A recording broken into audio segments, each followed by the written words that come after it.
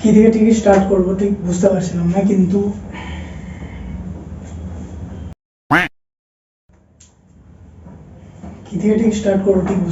না, কিন্তু যাই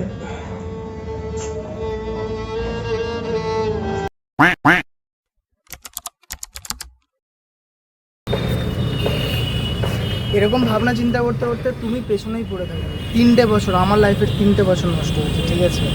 সো আমিও এক টাইমে ভেবেছিলাম আমার ক্যামেরা হবে, তখন স্টার্ট করব, পিছনের ব্যাকগ্রাউন্ড খুব একটা ভালো হবে। তো যাই হোক, এখন আমি কলকাতাতে রয়েছি বাড়িঘর ছেড়ে।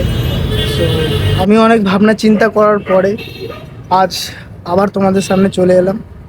তো আবার স্টার্ট করব নিজের নতুন করে, তোমরা পাশে থেকো। ভাবনা চিন্তা করা ছেড়ে দাও যে তুমি কি করছো, কে কী বলছে, কোনো ভুল কাজ করো না।